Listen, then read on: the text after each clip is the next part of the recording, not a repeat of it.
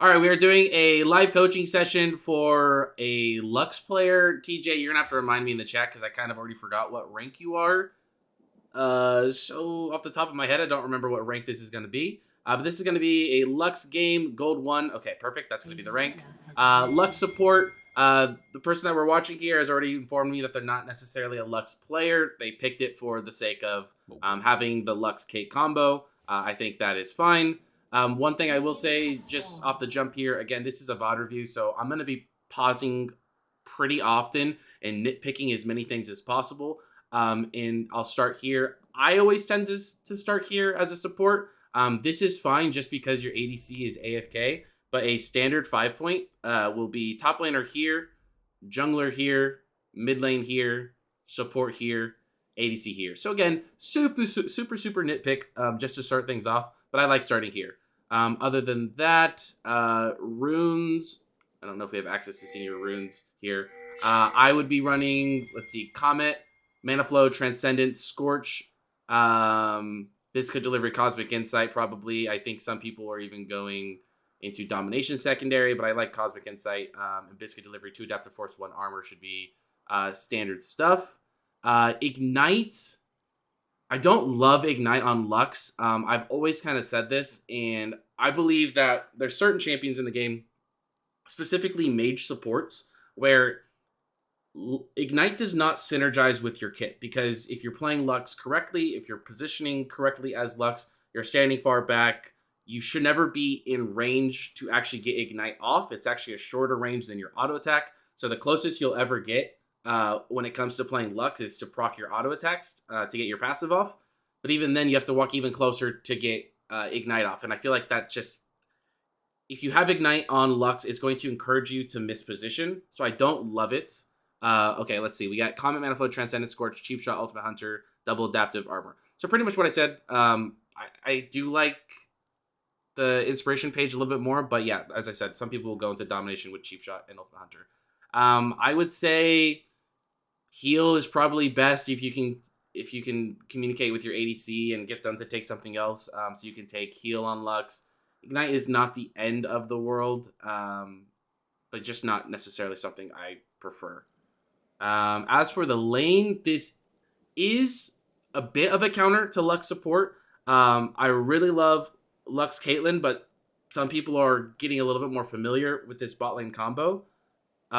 Yes, barrier can work. It's just a bit greedier. So I like taking barrier as a support, but sometimes your ADCs can get a little bit upset with you, because heal, for example, is a spell that helps both you. Ignite helps both of you. Exhaust helps both of you. Barrier will only ever help yourself, so it's a very, very greedy spell to take. But it can be good. Yeah, I don't think barrier is a bad idea either. Wasn't subbed. Popo, welcome back to the Nasteey Nation. Thank you for the prime. Welcome back for 41 months. You're a legend, my man. I appreciate it. Yeah, barrier is not bad either. Going back to what I was saying, though, the combo, it's something that people are starting to get a little bit more used to. And so you're starting to see people react to it a little bit better, counter a little bit better. And essentially the way you counter Lux support is just by matching the range, essentially. So this is actually pretty smart, even though this is a gold 1 game, not a like super high elo game.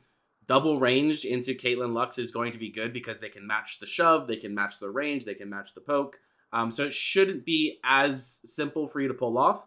I think this lane comes down to who pokes more efficiently. And if you're able to poke, this is always going to be the key on Lux.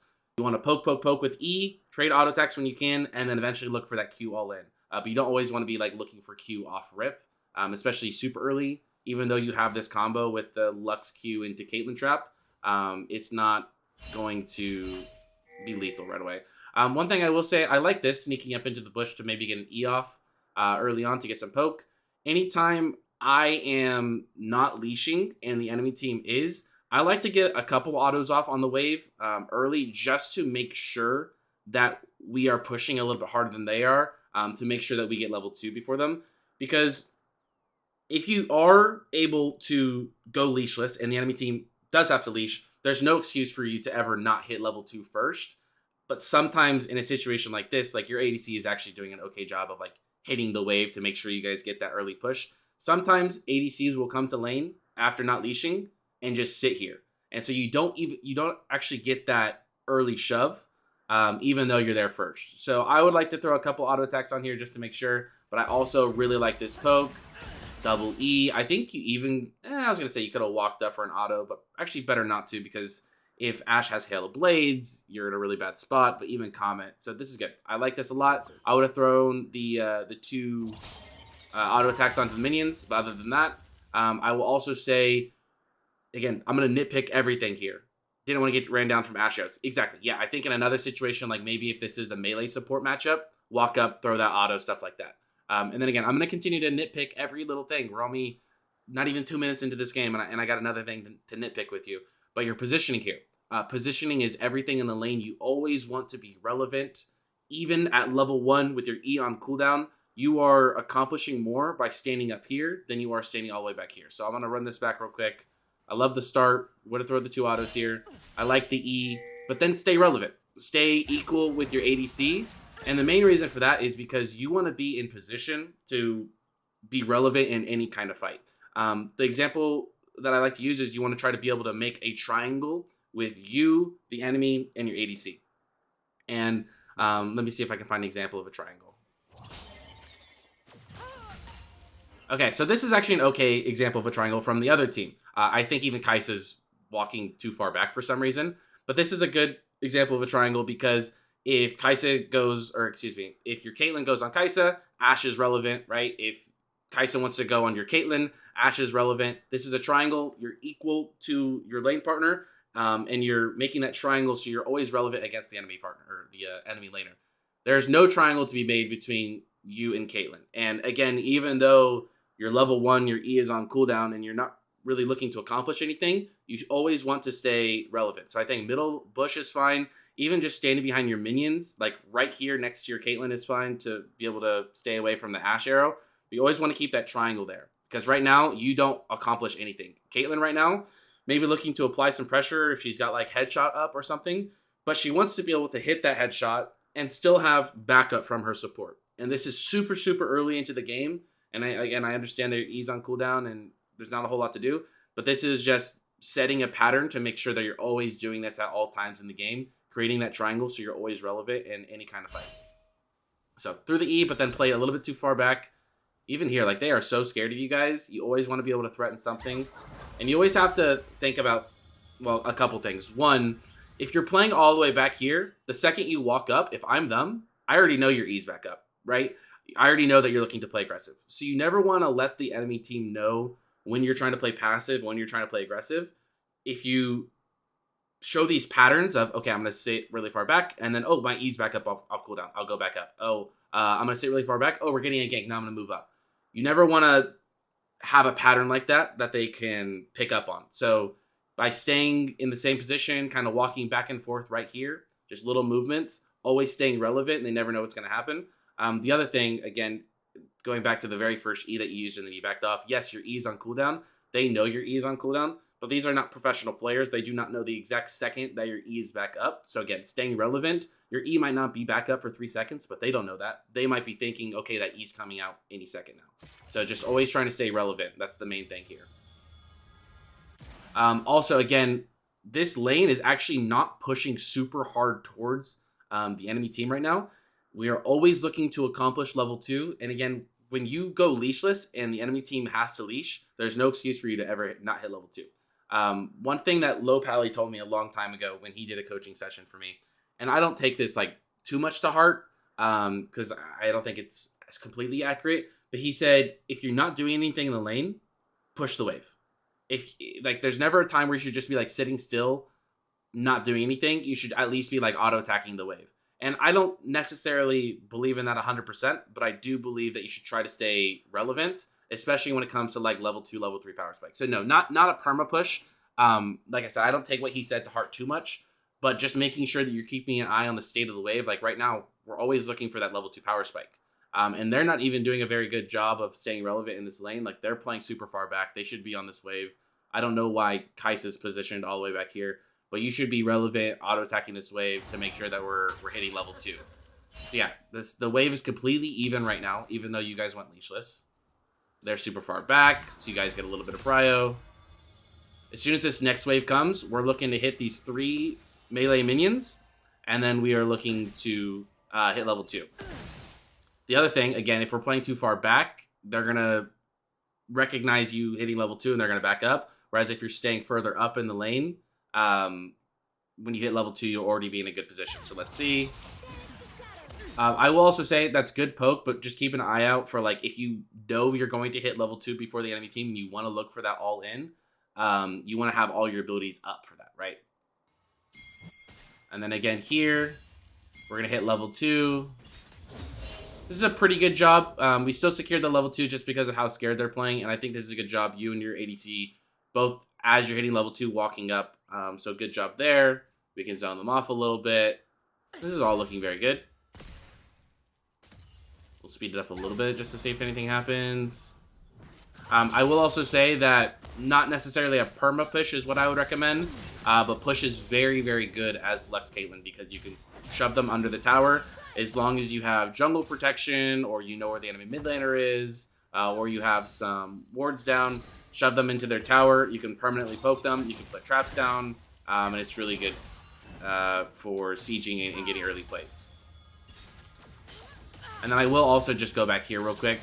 Again, when it comes to playing Lux, poke with E, poke with E, poke with E. Eventually look for the Q. But looking with Q, or when you look with your Q, you also are looking, can I land my Q and can my Caitlyn follow up? So yes, you might have been able to land this Q, but if you do land this Q, what comes of it? Not a whole lot because he's gonna be all the way under his tower. Caitlyn can't place a trap or anything like that. So you throw that Q and you also throw the E. Does this land? No. So we missed the Q, we missed the E, and now we're pretty low mana. So be a little bit more patient with your abilities for the most part, I would say, because we do want to consistently poke them in or poke them and shove them in, but we don't want to run out of mana because then we aren't able to accomplish it. Oh, what just happened here?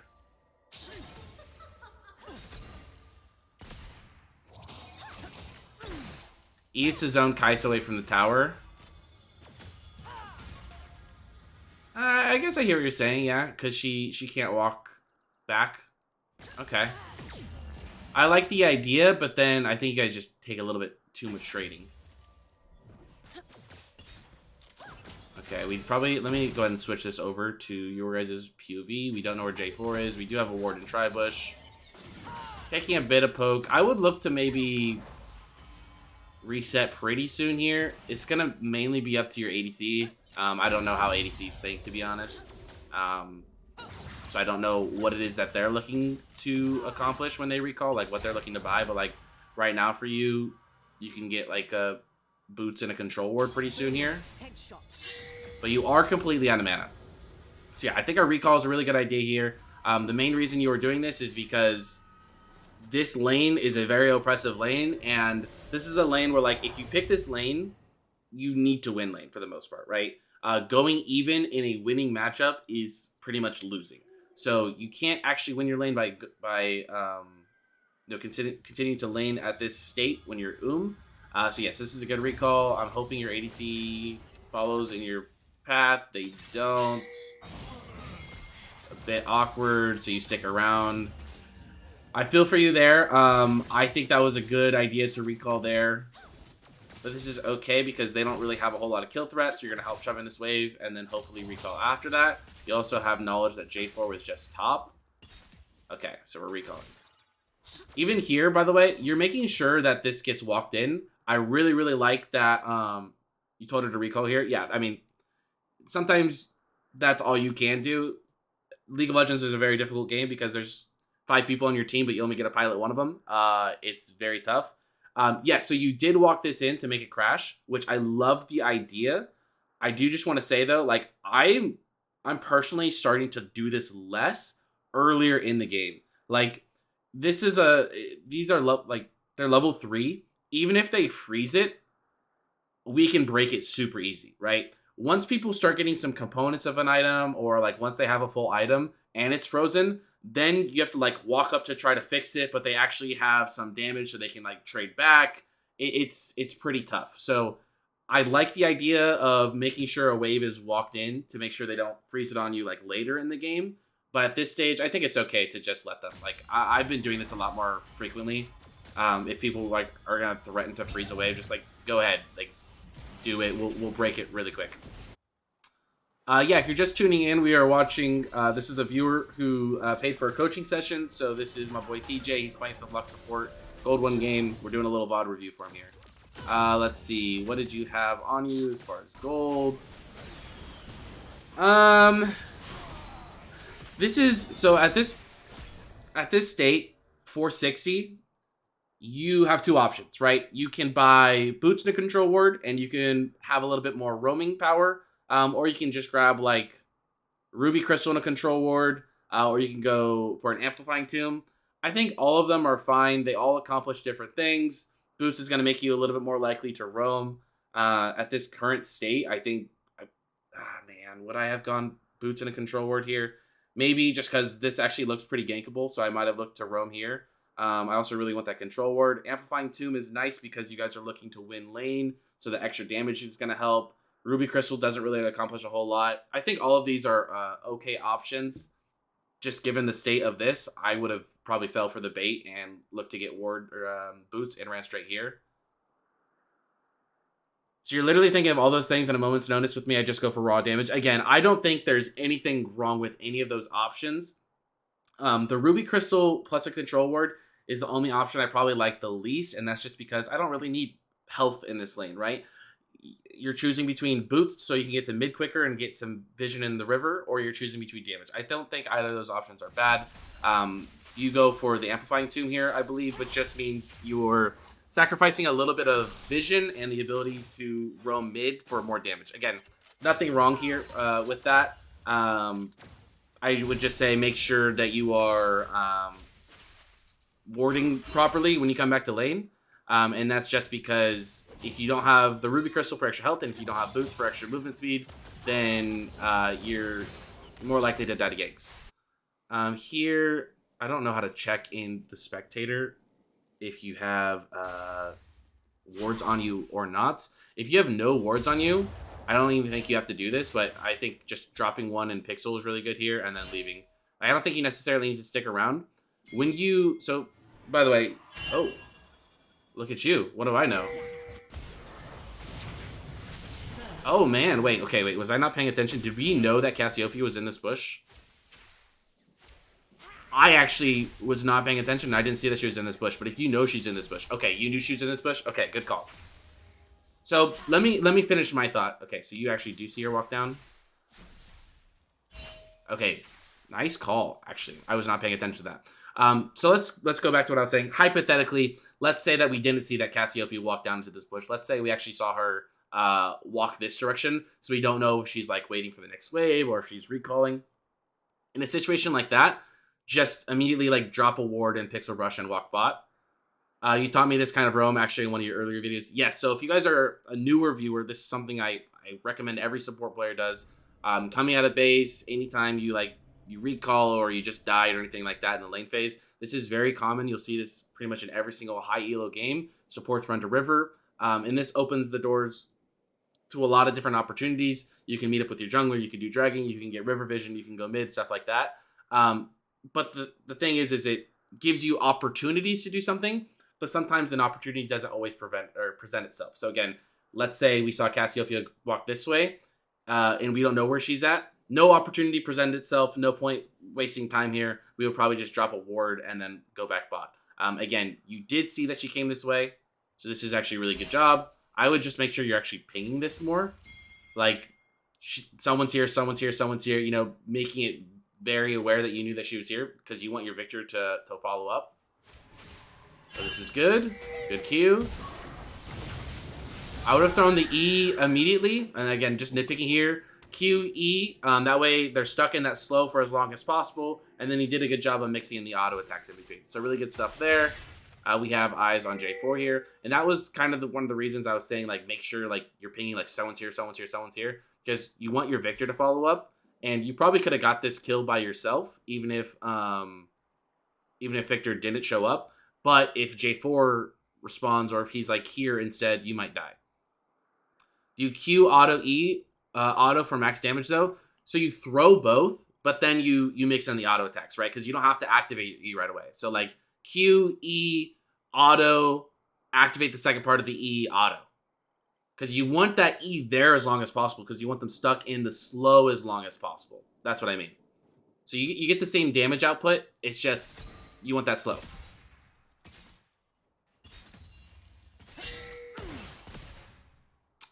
Yeah, fill me in on the LCS stuff, because I completely messed up and I scheduled coaching the same time LCS is on. But if it's a stomp and it's a FlyQuest game, I can only imagine that FlyQuest is the one doing the stomping. But let me know if that's the case or not.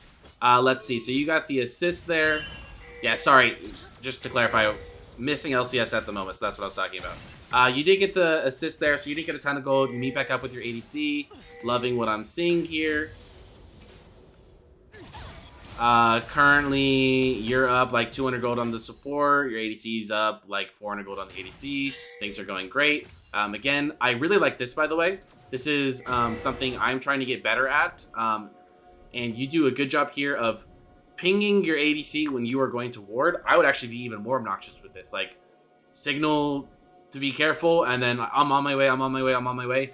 Because I can't tell you how many times I have gone to ward a tri-bush, and to me, it's obvious, like, okay, we push in this wave. Give me a second to walk up to tri-bush to get this ward down while you stay safe.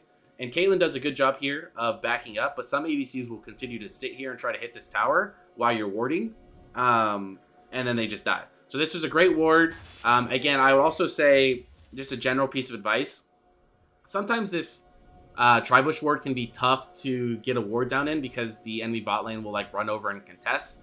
So they'll either clear the ward, or you don't know if they're like trying to bait you into a fight because their jungler could be nearby or anything like that. If you want to get a ward down safely, what you can do is push in the wave. So like a situation like this where the minions are here, and then you can walk over to get the tri-bush ward. So this was actually perfectly executed by you. And what you can do by doing that is you make them turn off the directed cam so it can stop snapping top. How do I do that? I think I just did it. Beautiful. Thank you. You'll have to make them make the decision between, do I want this wave or do I want the ward? And if there's a big wave like this, especially like with a cannon, and they still are walking towards the tri-bush to contest a ward, that's a really good sign that their jungler is probably nearby. So this is a good job. Again, you didn't get the ruby crystal, you didn't get the boot, so you are easier to die when it comes to ganks. So good job keeping vision. You got another ward there now. And now everything's kind of back to normal, right? We did the roam. We got eyes on J4. Back to standard rinse and repeat of looking to poke with your E. I'm going to look for this E here. This is like the easiest rule to follow when it comes to like landing poke as a support. It's pretty much you like want to wait for the ADC to last hit a minion, because people, especially ADC players, are really greedy and they never want to miss a single minion. So here, this E is just kind of thrown out randomly. And you have to think, like, Kai'Sa doesn't have any specific reason to stand in any spot at a given time at this moment in time, right? Whereas if you're waiting for her to last hit this minion right here and she's positioned here, you think like, okay, Kai'Sa's auto attack range is probably going to put her like right here. So I just throw my E here when this minion's low and it has a good chance to hit. If it doesn't hit, it's probably because she decided not to last hit this minion. So stuff like that. So being a little bit more patient, waiting to like land your poke when it makes sense. You don't want to just blindly guess where you think the ADC is going to be standing when it comes to poking. If you wait for last hits on minions, again, right here, last hit on the minion, right? What did I say? She's going to be like right around here because that's where her basic attack range is.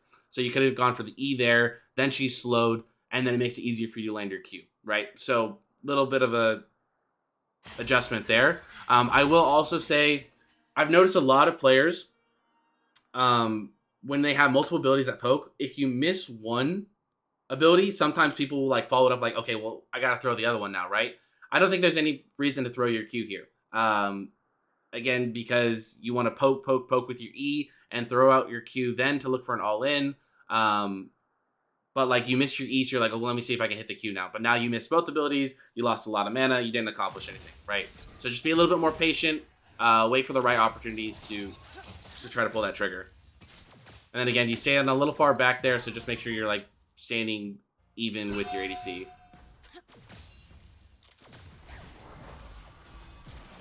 Same thing here. Like we're kind of guessing where he's going to be standing, right? No real reason for us to throw an E there.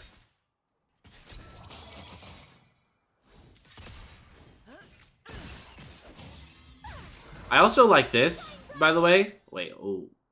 Well, before I finish that thought, I don't want to watch all that before I finish my thought. I like the idea of just like standing closer to the mini wave, right? If you are feeling really, really confident and they're playing really far back, you're like only walking up right now when you're ready to throw an ability. And look how much they respect it, right? You're walking up, look how scared they are, right? Imagine though, if you instead of throwing abilities, just continued to stand at the front of the wave. They're going to be losing so much more CS by you just positioning at the front of the wave. Because right now, they are terrified of any poke from you, right? As soon as you land that, or you throw that, and you miss, now they're like, okay, she missed the ability, that's on cooldown, now we can walk up. So yeah, being patient, you can still throw abilities. I'm not saying just like stand at the front of the mini wave and never throw abilities. Stand at the front if they present an opportunity where you have a good educated guess where they might be standing, then you can throw some poke. But just by standing at the front of the wave, you already saw how much they're backing up, right? They are terrified of you. And as soon as you throw out that ability and miss, now they're looking to trade. Also, I think your Caitlyn should be playing a little bit further up, but we're not here to coach the Caitlyn. We're here to coach you. So yeah, just playing further up. You're kind of going back and forth. This is a good roam. Let's let this play out, and then we'll go back and see if we can critique it at all. Gonna let it play out all the way. Is J4 still behind you guys, I'm sure, right?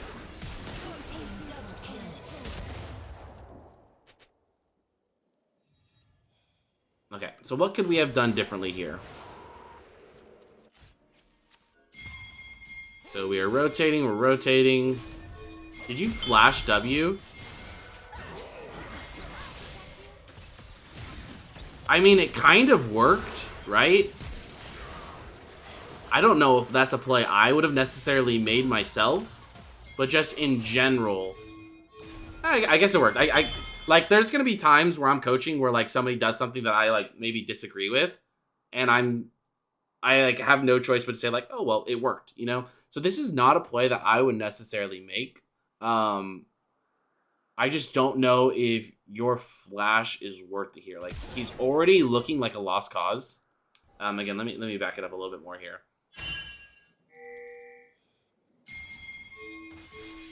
So let me just freeze frame right here. If I showed anybody a freeze frame picture of this, and I said, do you think the victor lives here? Everybody's going to say, no, he's like for sure dead, right? Like, even if I show you like the positioning here, like this whole scenario, everybody's going to say he's already dead. So yes, the flash forward for the W allows him to live a little bit longer, but I think he's already a lost cause at this point. Like, I guess if you are playing on a lock screen and like this is your vision and you just see your mini map like, oh wait, we can rotate over to this. Sure, you might get baited into this, but if you notice, wait, he's dead. They're both full HP. If we rotate, we'll get pinched. Like, they're actually really slow to rotate. But overall, this looks like a lost cause more than anything. I get the need as a support for like your first instinct to just be like, my job is to save anybody and everybody. But I just think this is a lost cause in this situation. I think, again, if you freeze frame right there, he's already dead. The flash forward W saves him a little bit longer, but this is overall putting you in a situation where if we do think he's a lost cause and he's going to die, now you're pinched in a 4 versus 2. And it's just not a good scenario. You're also out of mana here. So I think the right call here, and this takes just good map awareness, because again, I completely understand as a support, your instinct to be to save people, but also if you're just like looking at your map and you see, oh, we pushed them and my mid laner's coming down, let's go help him, right?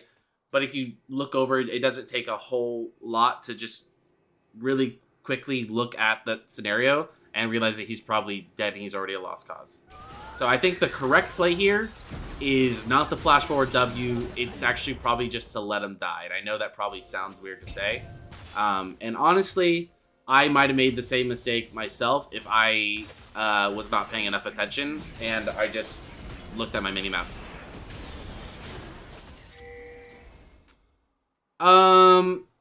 Yeah, probably could have just fell back. Like, I think rotating to like the bush or so is not fine, or it is fine.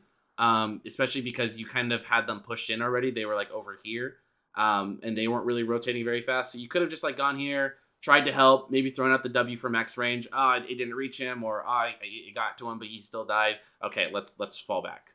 I think that's the correct thing to do there. At least pretend to make an effort, right? Start walking towards him. It didn't work. Okay, no worries. Control words. Okay, this is a fun topic always. Control words. I think that there's a few spots to put a control word early in the game. Where I put it most commonly as a support is going to be in the river.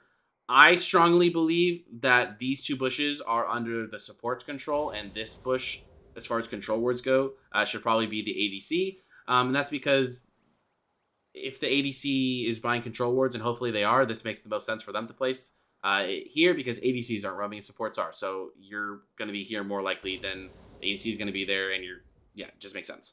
When it comes to here, it's a small difference, but the way I kind of look at it is, if my team is ahead, I'll put it in the pixel brush, which is just a little bit further than this bush here. And that's just a little bit more aggressive, right? I know it sounds dumb, like this little bit of a gap. I just think that this brush is a better brush to have warded. And if I'm having it further up, that means my team is further ahead and we're more likely to contest vision. If we're further behind, I'll put it here. Pixel is better, or that upper bush? You mean this one here? I don't ever put control words here. If I'm on the red side, if I'm on blue side, then yes, this is very, I ward this all the time. But yeah, from the red side perspective, I'll never ward this one, just because this is a bush that blue side wards a lot. And so it's probably going to get taken out really quickly. Pixel gives more vision and controls more river. Yes, but it's also walked through more commonly. So the main thing is like vision. You place your vision more aggressively depending on how far ahead you are in a game. The further ahead you are in a game, the more likely you are to play aggressive and be willing to like contest vision there. So if you're really far behind in the game, as red side, you might put a control word here or here or here. Even state will probably put it like here or here. We're feeling really aggressive, we might try to throw one like here, for example, right? So yeah, control word at this stage of the game, I'm feeling pretty confident, even after that last play from your POV. So I'd probably put it pixel brush. And then another just huge piece of advice, try to do this every single time you can. You always want to be able to contest control words. And the way you contest control words is by having vision on the other side of control words. So if you just left a control word here and then dipped, people could just come up here and clear it, and you wouldn't know that they're going to clear it until they're pretty much right on top of it. So if you want to be able to protect that control word, you would put a control word here, and then probably just like a trinket ward right now, right here. And that just lets you know where they are here, and that way if they walk towards the control word, you have vision of them walking towards it. You have knowledge of that, and if you want to contest it, you see them coming ahead of time. So that's probably what I would have done. I do even see pro players do this, and I don't agree with it. Some pro players will put a control word on dragon when they're not even planning to contest dragon. I don't understand it. There's got to be some reasoning for it if the pros are doing it, but it's just not something I like to do. I'll make sure I have control words on me for major objectives. That way I can ward it at the time of us doing it. But overall, that's all just to say I probably would have put it here and then like a trinket word here instead of putting a control word in the dragon pit. And then if you are going to put a control word in the dragon pit, like for fights, you just want to put it like as close to dragon as possible, like right in front of his face. Just because the pit is so large that there are times where maybe if someone like put a ward right here, this doesn't actually reach it. It actually looks a little dark right here. So that actually might be a perfect example of like a ward giving vision of dragon, even though you have a control word in here. So try to put it as close in, especially with like the map changes and stuff. Sometimes a control word won't cover everything, so make sure you get it as close to the dragon as possible. And yeah, it might pop off a little bit. The dragon might throw it off it a little bit, but you want to get it as close as possible. We are also already 30 minutes into the coaching session, and we are only 8 minutes into the game. So I did give this fair warning earlier. I will stop and pause and nitpick as many things as possible. But I feel like we've talked about a lot of the lane phase already. So as we start getting further along in this coaching session, I try to make these VOD reviews about an hour long. We'll start skipping through a little bit more and focusing on team fights. Again, TJ, it's your coaching session, so ask me as many questions as you want in the chat. Anybody else has questions, feel free to add in as well. But we are going to probably start getting towards team fights in the mid game pretty shortly here. This is still technically the lane phase, but we're definitely getting towards the end of it. This game is a gold 1 game. But he's also not like a Lux player. He made it very clear that he picked it here for the sake of the combo, which is great reasoning. The only time I ever play Lux these days is with the combo too. So here again, pushed in the wave, which gives you the opportunity to go ward this.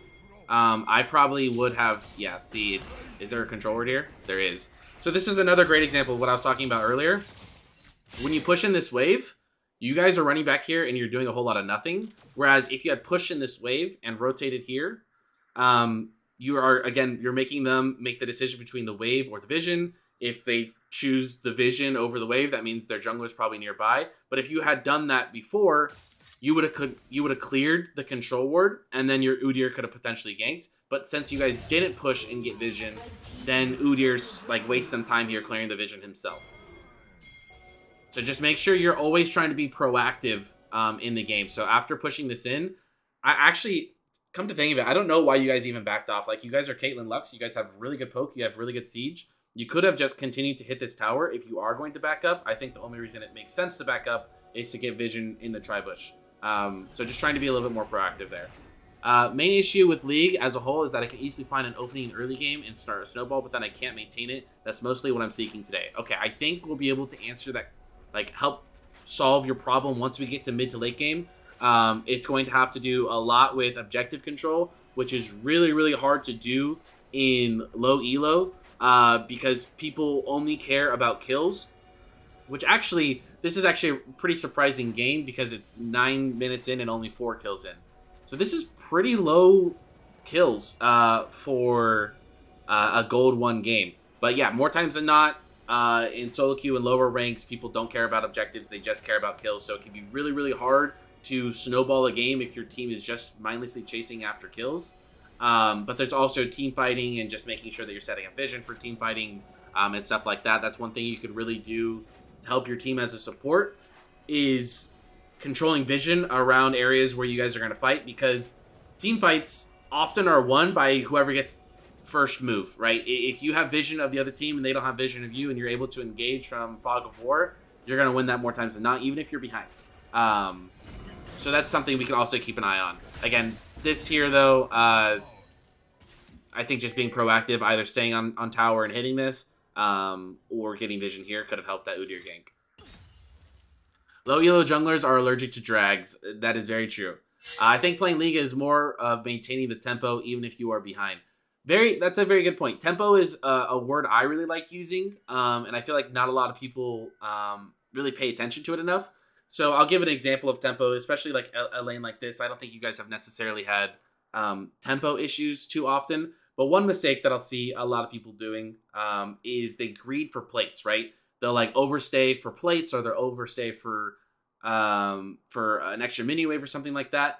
And people think like, okay, that's fine because I got more gold. Well, yes, but you delayed your time off the map. So for example, if you were to get a 2v2 kill here, sure, you might want to get a plate or two and recall. But some people might want to get this whole tower and then 2 waves.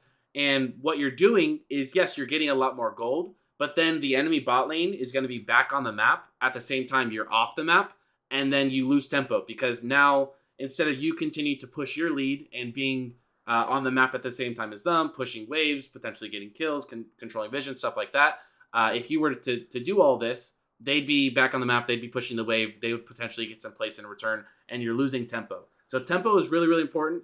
I like to just look at tempo as like, if you get a lead, don't get too greedy. I like to use the phrase take the win, right? If you, again, I'll use the same example. If you guys get a double kill here and get a plate or two, phenomenal. Take the win, leave, right? You're already ahead. You don't need to greed overstay, try to get the full tower, try to get 2 waves, potentially let them come back on the map and get plates themselves, potentially get the tower, potentially have their jungler come down and kill you guys. Just take the win. Keep the tempo. Don't try to push your lead too much. That's a really good point. I think tempo is really important, and not enough people are talking about it. Low elo is so bad because what you're saying right now would be 20 minutes in game at 100 CS and under 9 kills or something. That's why I'm hard stuck. I promise you that's not why you're hard stuck. There's reasons why you're hard stuck, and that's why coaching is really good, because a lot of people say they're hard stuck. And they will blame their teammates, and they will blame their rank, and they will blame a lot of things, but it's almost never those things. Even me, I'm currently Masters, and I could say I'm hard stuck, but I could admit myself that I'm not hard stuck because of my teammates. I'm hard stuck because there's been flaws in my game this season, and maybe that's because I'm just getting old. But and there are times where teammates are frustrating and stuff like that, and they'll make mistakes. But you are not climbing because of your teammates. You're not climbing because there's something in your game that is off that you're not noticing. Okay, let's see. TJ, what else did I miss? I peaked Plat 2, so I have pretty okay knowledge with flaming. Yeah, Plat 2 is really solid. Talk to me more about tempo as a music teacher. I'm thinking of it in another way. Okay, I think I finished my thought on tempo, but maybe I'll see an opportunity to bring it up again. All right, I also said that we were going to speed things up, and then I simply did not. But I think that is going to kind of sum up the lane phase. I feel like we accomplished quite a bit here, so I'm going to put this on a pretty fast tempo. This is also a really long game that has some banger fights coming up, it seems. So I'm actually pretty happy that we're fast forwarding through this, because this is just a lot of back and forth and a whole lot of nothing. What I'm going to go ahead and do is I'm just going to skip forward to maybe some team fights. I'll look ahead to see maybe some kills that you're involved in. Let's see what's going on here. Okay, so the map is a little dark now. We don't know where anybody is. Yeah, no vision on Tribush is a bit spooky at this stage of the game. Arrows coming down from downtown. You know what? That is just unlucky. I don't care what you say, what anybody says. That is just simply unlucky. There's no way you could have done anything about that. Alright, never mind. Let's just get past that. Ashe is broken. Who cares? Okay, next fight.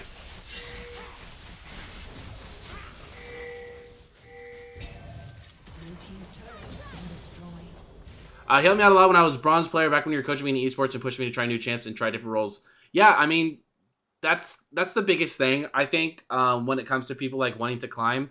Like, it's kind of difficult because I always like to say League of Legends is a game, and games are meant to have fun, right? So do whatever's going to be fun for you. If you want to one trick full AP thresh jungle and you find that really fun, go for it. Just please don't do it in my games, at least, right? But at the same time, some people are like, I really want to climb. Like, this game means a lot to me. Ranked means a lot to me. I want to get as high of a rank as I possibly can. And it's like, okay, well, at that point, you might actually have to sacrifice a little bit of the fun that you're having. Because in order to climb, you have to do certain things. You have to follow certain stats and win rates and builds and stuff like that, right? So you might not find Rakan super fun or Annie super fun, but those are like two of the strongest supports at the moment, right? So for me, it's always been, it's a video game. You play video games to have fun, but what do I find fun? I find winning fun. So I'm willing to play whatever it takes to win games. But you really do have to make that decision for yourself. You play this game for fun. Like Dingo has an account called like Jhin Support Only, where he's literally only playing Jhin Support.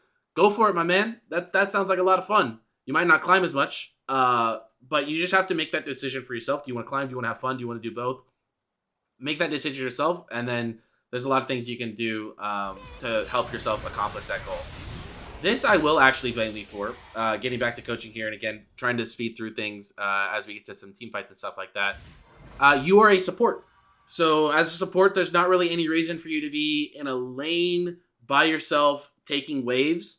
I would have much preferred coming out of base. Again, it's really easy to get into a habit of doing it early game, right? Coming down here and getting vision. Nothing's changed, though. You're still a support, even if it's 16 minutes compared to 3 minutes in, or whatever it was. I think you just ran straight out of base here, no? Yeah, straight down the lane. So you just ran straight bot to probably grab this wave. Yes, this wave looks juicy, but you are a support. This isn't necessarily your job. So I think controlling some river vision. You even said it yourself, huge mistake. And this is another thing I just want to say, because I keep going on tangents here, but it is really important. If you guys are looking to improve, yes, getting coaching from someone like me, who might be a higher rank than you and has a little bit more knowledge of you, can be helpful. But watching your own games, believe it or not, is also super, super helpful. This is a mistake that I can point out, sure, but even in the chat right now, he's saying like even he can realize this was a mistake, right? So sometimes just watching your own games, you'll realize your own mistakes. Sure, I like money. You guys can pay me to coach you guys all you want, but I'm not gonna sit here and lie to you guys and say, if you guys want to climb, you have to give me all your money and you have to let me coach you, because there are more ways to learn from your mistakes than paying for coaching. This is like a mistake, for example, that I can point out, but if you guys watch your own replays, you'll see a lot of your own mistakes as well. Okay, let's go ahead and fast forward. Looks like there's a banger team fight at this stage of the game, but we have been skipping forward a lot, so let me just go ahead and reassess where we are. Pretty dead even game. 1 dragon apiece, 3 towers to 2 towers, 13 kills to 9 kills. CS is a couple differentials across the board, but you can just see the gold here is a pretty even game. So this is anybody's fight to win. I'm going to back it up even more. So this, I'll start with this. This is a dragon fight, and this is my main concern. Dragon preparation starts about a minute before dragon spawns, and this is a gold 1 game, so neither team did that. And that's why the entire river is completely dark. Let's actually look. So from the red POV, it's dark. From blue POV, it's also dark. So neither team prepped this dragon, which is bad from both ends, but that just means it's anybody's dragon to take. More times than not, though, minute before dragon spawns, that's when you're looking to set up vision. That's when you're looking to start getting ready for the dragon. That means you're recalling if you need to. You can drop wards, recall, and come back on the map with more wards. You're making sure you have mid prow. You can push mid, get vision, go back to mid, push another wave, stuff like that. Okay, I'll break it down. So a minute before drag. First things first, when it comes to dragon, baron, rift herald, any of these things, the most important thing is mid prio. So you always want to make sure that the mid wave is pushed, and that is because your minions act as walking wards. So if you push this minion wave in, right, and it's all the way up here, you now have vision up here, and you'll know if Kai'Sa comes here to clear this minion wave, you now know where Kai'Sa is. So by pushing mid, you get vision of their lane, and you know if they are choosing to get that minion wave or if they're choosing to go to dragon. Again, this is on red POV, perfect. So yeah, mid prio is always first thing you do. I like to do like a little bit of a rinse and repeat. So like a minute before, you can push a mid wave and then walk into the jungle to get vision. And if you are the first person to hit the minion wave, that means that they will have to respond and take the minions over here somewhere, right? So you know where they are. They have to take control of this minion wave. While they're dealing with this minion wave, you can walk in, you can drop some wards down. Dragon, this bush is important, this bush is important, this bush is important, dragon pit is important, this bush is important, or if you could just get something over the wall, even something like in this intersection here on the other side of this wall, all good wards. You won't be able to accomplish this by yourself because you only get 3 wards and a control ward as support, but those are just some places you have in mind. And then again, after you push, you get vision, you come back, rinse and repeat, push this wave again, and that way, when this dragon starts, as I mentioned earlier, team fights are often won by who makes the first move, and you can engage from Fog of War. You will more times than not win fights, even if you're a little bit behind. So, for example, we already saw from their POV, this dragon is completely blind, right? So if J4 wants to walk in this direction, he has no vision of you guys. If you had vision of him, 1 Lux Snare, 1 Udyr, like, slap stun, anything like that, you guys win this fight. A Lux in the dark is very scary. 1000% agree. Yeah, rinse and repeat until it's time to fight. Vision is everything. Midwave, vision, try to play in Fog of War. They actually did a good job or a bad job of not getting vision themselves, so you didn't even have the responsibility of clearing any of this vision. They just didn't get vision for you to clear. But let's see what goes wrong in this fight. Again, if you guys had already prepped this, you would know that, like, J4's here, right? Instead, Udyr has to walk in. Now you find him. Okay, so the Q misses, but that's no big deal. That'll happen. Okay, so Victor's here. You're here. Your ADC is just getting here. Udyr's split. Garen's not here. Okay, so the fight's not off to a good start, but it's definitely not lost. Even at this moment in time, Udyr got really split. Victor took a bunch of damage, but this fight is not lost. What do you guys decide to do next?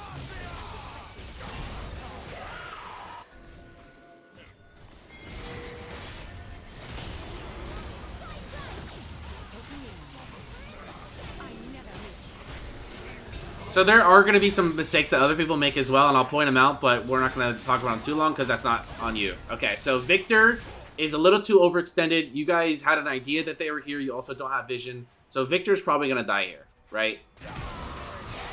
And it's going to be a 1-for-1. Your positioning is good. I like you here in the back. You landed the Q. That's all fine.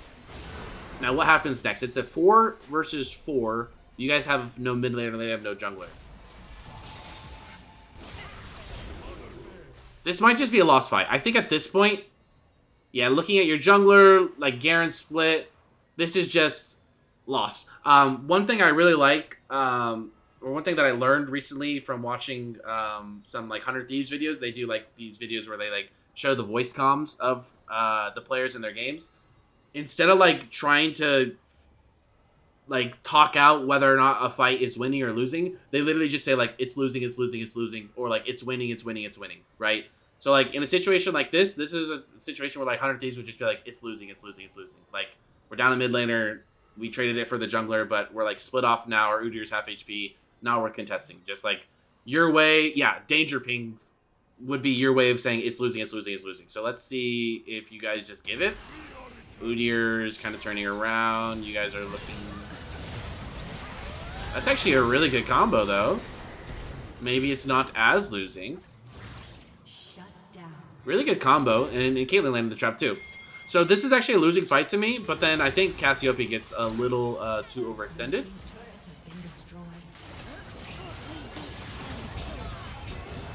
Yeah, I think this is just like solo queue kind of play. Like, in competitive play, I think there is no skirmish after. It's just, it's losing, it's losing, it's losing. But then there's like a random fight here because Cassiopeia overextends, and then there's like a random fight here. So it's hard in solo queue to get on the same page as everybody.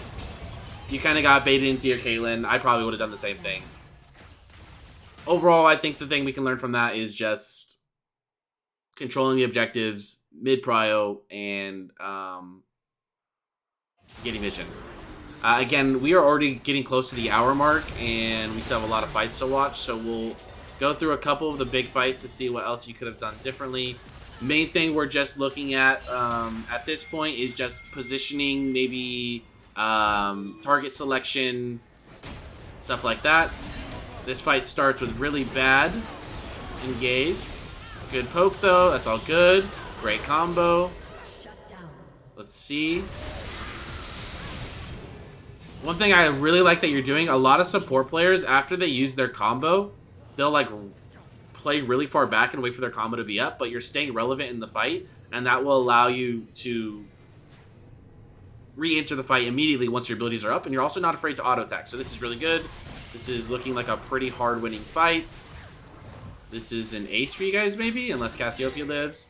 Overall, really solid fight. I liked your positioning here.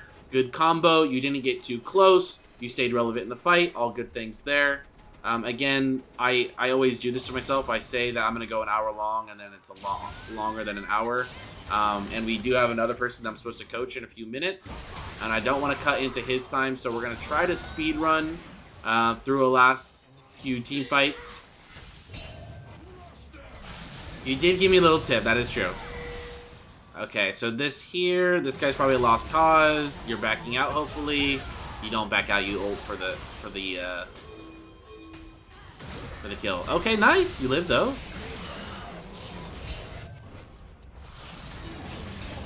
Yeah, one of the biggest things you have to remember as a support is, yes, you want to keep people alive, but at a certain point, they're a lost cause. So I think he's a lost cause here. You look for the snipe. Did you flash and stay in the J4 ulti?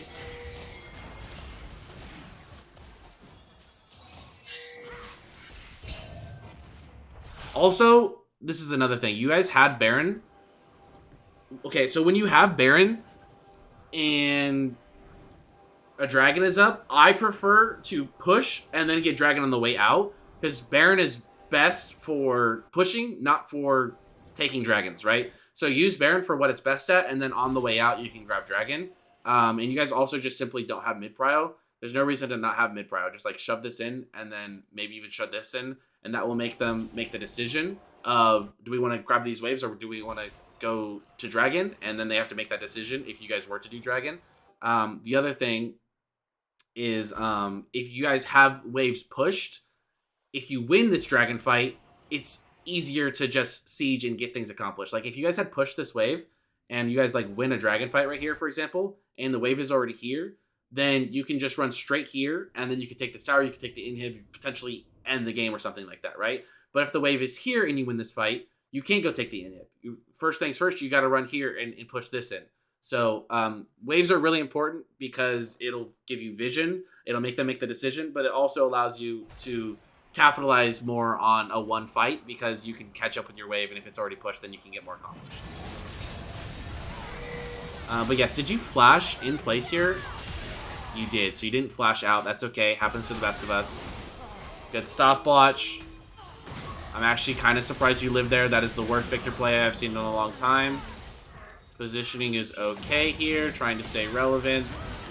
But it's just simply a lost fight. I actually think you played this okay. Was there...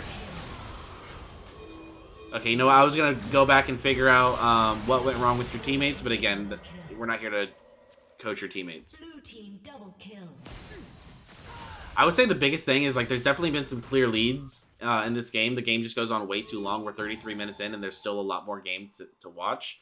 And that just probably has to do with not being able to close out games when you have the opportunities to do so. This is pretty bad in general. I don't think this is necessarily your fault because you're just now getting on the map, but, like, your team should not be here. It's pretty dark. We don't have mid-prio. We don't have any vision in the river. So this is a fight that's starting out bad.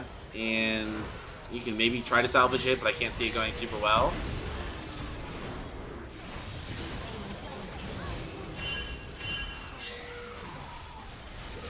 This is, yeah, it's going to be really hard to offer any kind of helpful advice for this. This is just pretty basic solo queue experience kind of thing. Which, again, you're only one player on a team of 5, so there's only so much you can do. But just try to do the best you can at pinging as much as possible to let your team know what it is that you're trying to accomplish. To try to set up vision or contest objectives or anything like that.